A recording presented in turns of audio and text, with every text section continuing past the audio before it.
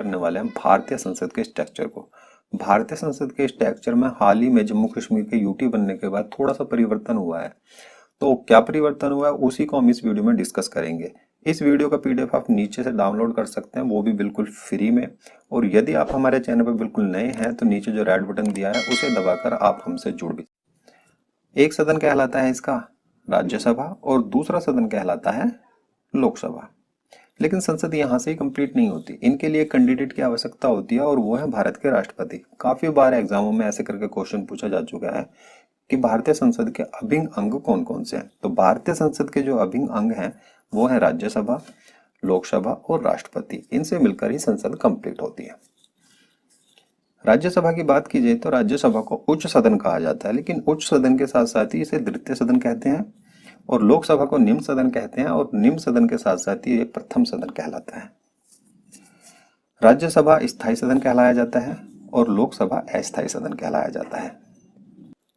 लोकसभा को दरअसल अस्थायी सदन क्यों कहा जाता है? क्योंकि लोकसभा का अपना खुद का कार्यकाल होता है। क्योंकि काफी बार सुनने में आता है कि 17वीं लोकसभा का चुनाव था, आने वाले समय में 18वीं लोकसभा के चुनाव होंगे, 17वीं से पहले 16वीं लोकसभा के चुनाव हुए हैं। तो लोकसभा का अपना खुद का कार्यकाल होता है, वो होता है 5 वर्ष का। लेकिन 5 वर्ष से पहले भी इसे भंग किया जा सकता है किसी असामान्य स्थिति में। यदि मंत्रिपरिषद के किसी मंत्री के प्रति अविश्वास प्रस्ताव आ जाता है तो भी लोकसभा को भंग किया जा सकता है। यदि प्रधानमंत्री अपनी मंत्रिपरिषद के साथ खुद रिजाइन दे दे तब भी लोकसभा को भंग किया जा सकता है 5 वर्ष से पहले। और यदि राष्ट्रपति को ऐसा लगे कि मंत्रिपरिषद सही से कार्य नहीं कर रही है तो राष्ट्रपति इसको भंग कर सकता है 5 वर्ष से पहले। लेकिन राज्यसभा के साथ ऐसी कोई कंडीशन नहीं होती। इसके जो सदस्यों का कार्यकाल होता है वो 6 वर्ष का होता है और वो अपने कार्यकाल को कंप्लीट करते हैं। राज्यसभा का अपना खुद का कोई कार्यकाल नहीं होता। आगे बात करें तो राज्यसभा का सदस्य चुनने के लिए न्यूनतम आयु जो होती है वो 30 वर्ष होती है और अधिकतम कितनी भी हो सकती है, लेकिन न्यूनतम जरूरी है कि 30 वर्ष का व्यक्ति होना जरूरी है। लोकसभा की बात की जाए तो लोकसभा के लिए 25 वर्ष का व्यक्ति होना जरूरी है न्यूनतम में, और अधिकतम भी यहाँ पर कितनी भी हो सकती है। कार्यकाल मैंने आपको बताया ये 6 वर्ष का होता है राज्यसभा का। लोकसभा का जो कार्यकाल होता है वो 5 वर्ष का होता है। चुनाव की बात की जाए तो अप्रत्यक्ष रूप से चुनाव होता है राज्यसभा के सदस्यों का। और अप्रत्यक्ष रूप से यानी जनता सीधे वोट नहीं करती, जनता की वोट किसी और के थ्रू डाली जाती है और वो डाली जाती है विधानसभा के सदस्यों द्वारा। जो निर्वाचित सदस्य होते हैं उनके द्वारा लोकसभा के सदस्यों के लिए वोट की जाती है। और यहाँ पर जो प्रणाली यूज की जाती है वो अनुपातिक प्रतिनिधित्व प्रणाली या एकल संक्रमणीय मत पद्धति का इस्तेमाल किया जाता है। दरअसल ये पद्धति होती क्या है? एकल संक्रमणीय पद्धति, यदि एक कैंडिडेट खड़ा है तो सिंपली एक के लिए वोट कर देते हैं। लेकिन एक से अधिक कैंडिडेट यदि खड़े होते हैं तो वहां पर वरीयता के हिसाब से वोट डाली जाती है कि पहली पसंद कौन है, दूसरी पसंद कौन है और तीसरी पसंद कौन है। और अनुपातिक प्रतिनिधित्व होता है कि राज्यों से जितने भी सदस्य जाते हैं उनकी वोट इक्वल करने के लिए उनका मत जो है वो समान रहे। किसी राज्य की जनसंख्या कम है और किसी की ज्यादा है तो समान मत रहे, उसलिए अनुपातिक प्रतिनिधित्व प्रणाली अपनाई जाती है। लोकसभा की बात की जाए तो लोकसभा का जो चुनाव होता है वो जनता द्वारा प्रत्यक्ष रूप से होता है। जनता सिंपली वोट करने जाती है लोकसभा के सदस्यों के लिए। राज्यसभा की बात की जाए तो राज्यसभा राज्यों का प्रतिनिधित्व करती है और वहीं लोकसभा राष्ट्र की जनता का प्रतिनिधित्व करती है। राज्यसभा के 1/3 सदस्य प्रत्येक 2 वर्ष बाद सेवानिवृत्त हो जाते हैं, यानी रिटायरमेंट ले लेते। ये शेड्यूल एक ऐसा तैयार किया गया है कि इसके जो कुल कैंडिडेट होते हैं उसका 33% हर 2 वर्ष बाद रिटायरमेंट ले लेता है, या ये कहें कि 1/3 सदस्य हर 2 वर्ष बाद रिटायर हो जाते हैं। लोकसभा को लोकप्रिय सदन कहा जाता है। और अब बात कर लेते हैं भारतीय संसद के स्ट्रक्चर की। केंद्र शासित प्रदेशों से कितनी सीटें चुनी जाती हैं, राज्यों से कितनी सीटें चुनी जाती हैं और क्या इसका स्ट्रक्चर है, मनोनीत कितने किए जाते हैं और निर्वाचित कितने होते हैं। भारतीय संसद की बात की जाए तो भारतीय संसद को संविधान के भाग 5 में बताया गया है और इसके लिए जो अनुच्छेद आ जाता है वो 79 आता है।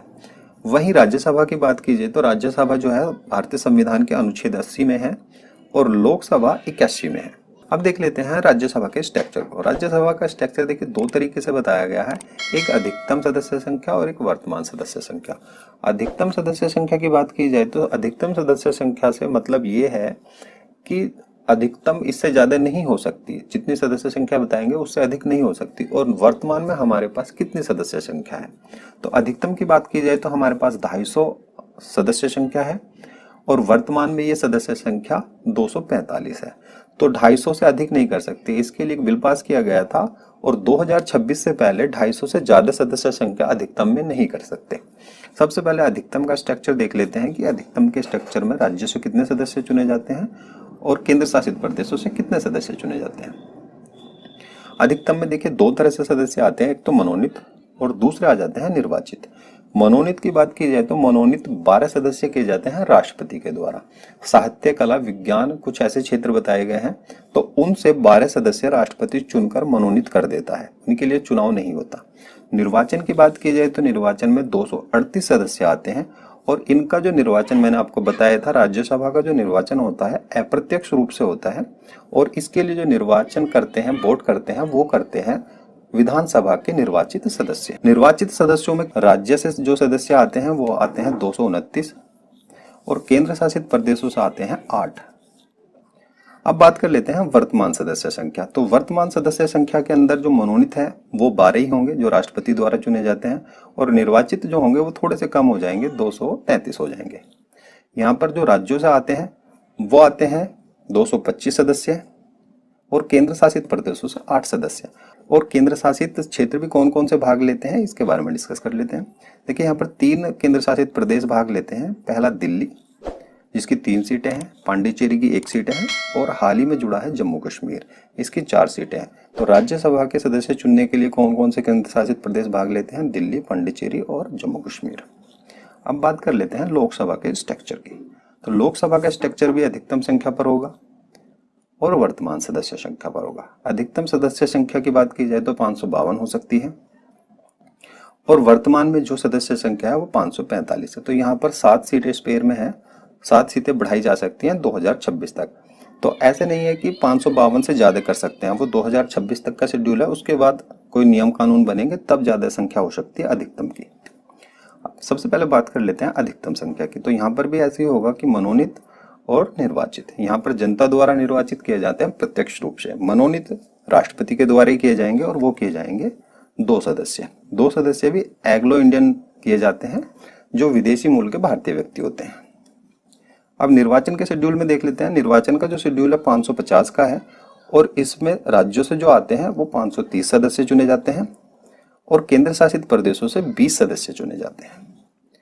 वर्तमान शेड्यूल की बात की जाए तो वर्तमान में मनोनीत तो उतने ही रहेंगे 2 सदस्य और निर्वाचन में थोड़ी सी कमी आ जाएगी, वर्तमान में 543 सदस्य चुने जाते हैं।